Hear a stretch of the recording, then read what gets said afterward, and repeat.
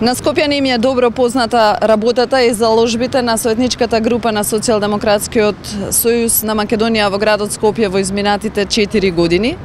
Иако не бевме мнозинство и не застанавме на патот на злоделата што овие 4 години му се случуваа на Скопје, сепак бевме гласни, бевме одговорни, предупредувавме и молевме да бидат земени предвид нашите аргументи.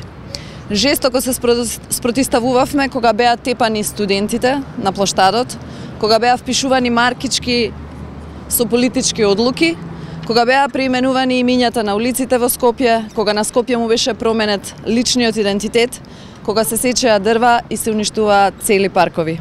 Пример за тоа е делот Цветниот пазар, делот паркот кај Бристол, зад собранието, паркот Жена Борец, паркот што се наоѓа пред домот на армијата, паркот кај Телекомот, паркот спроти соборниот храм и многу други зелени површини исчезнаа од градот Скопје.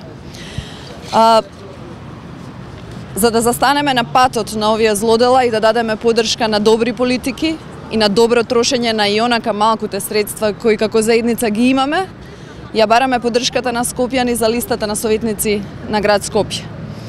Само како мнозинство ќе бидеме во можност за нудење добри политики кои во прв ред ќе ги имаат реалните потреби на граѓаните. Чист воздух, здрава животна средина, чиста вода за пиење во секој дом, квалитетен јавен превоз, квалитетни сервиси и услуги за граѓаните. На Скопје му е потребен одржлив развој, а не список на желби кои служат единствено за политичка самопромоција.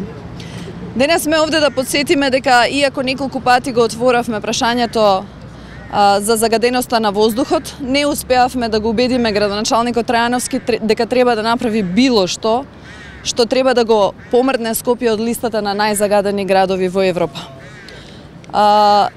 Овде го имам прегледот од минатата недела кој покажува дека Скопје е во списокот на 10 најзагадени градови во Европа.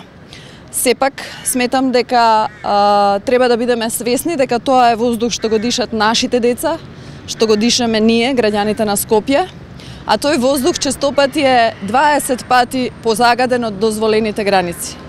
Според процените на лекарите од Институтот за јавно здравје, во Скопје годишно умираат над 300 наши сограѓани и се трошат над 240 милиони евра за заболувања кои се јавуваат како последица од загадувањето. Единствено што презема Коце Трајановски е тоа што ја исклучи страницата на која скопјани можеа да се информираат за загаденоста. Во оваа прилика, јас како граѓанин сакам да истакнам дека јас сум лута на Коце Трајановски заради ова. Се прашувам само и јавно го поставувам прашањето: со колку човечки животи треба да си поиграме за да станеме свесни дека воздухот е поважен од спомениците, од гондолите и од рингишпилите. Трајановски најмалку што може да направи заради ова е да им се извини на граѓаните на Скопје и да се замине од политичката сцена.